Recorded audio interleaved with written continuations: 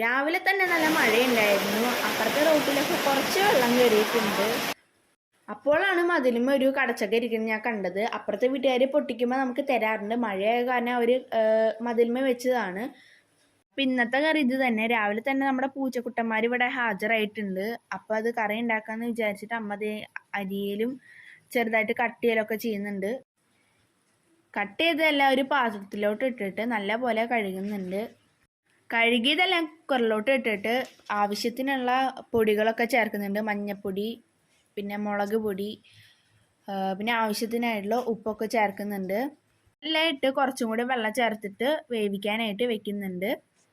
അപ്പുറത്തെ സ്റ്റൗവിൽ പാനിൽ കറിക്ക് വേണ്ടിയിട്ടുള്ള തേങ്ങ വറുക്കാനായിട്ട് വെച്ചിട്ടുണ്ട്. ഇഞ്ചി, ചെറിയുള്ളി, വെളുത്തുള്ളി, കറിവേപ്പില, പച്ചമുളക്, കുരുമുളക്, പെരിഞ്ചീരകം ഇതൊക്കെ നമുക്ക് ആ തേങ്ങയിലോട്ട് ഇട്ട് കൊടുക്കാം. അപ്പോൾ ഓരോന്നോരോന്നായിട്ട് ഞാൻ ഇട്ട് കൊടുക്കുന്നുണ്ട്.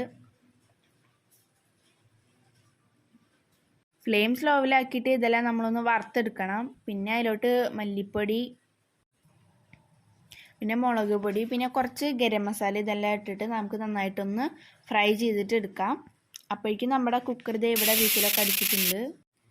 കടച്ചക്കയെല്ലാം ഇവിടെ നല്ല പോലെ തന്നെ വെന്ത് കിട്ടിയിട്ടുണ്ട്.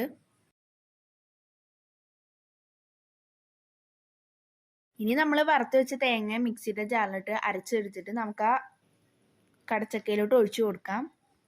ജസ്റ്റ് അടച്ചു വെച്ചിട്ട് ആ അരപ്പൊന്ന് തിളയ്ക്കുന്നത് വരെ നമുക്ക് വെയിറ്റ് ചെയ്യാം. അതിലോട്ട് നമുക്ക് ഉള്ളി താളിച്ചിട്ട് ചേർക്കാം. അപ്പം അതിന് ഉള്ളിയും കുറച്ച് വെളിച്ചെണ്ണ ഒക്കെ ഒഴിച്ചിട്ട് ജസ്റ്റ് ഒന്ന് ഇതാക്കാൻ വെക്കുന്നുണ്ട്. ഇത്രയും കൂടി ഇട്ട് കൊടുത്തതിന് ശേഷം നമ്മുടെ കറി ഇവിടെ ഇപ്പം റെഡി ആയിട്ടുണ്ട്. എല്ലാവരും ഇത് ട്രൈ ചെയ്യണേ. Okay, by.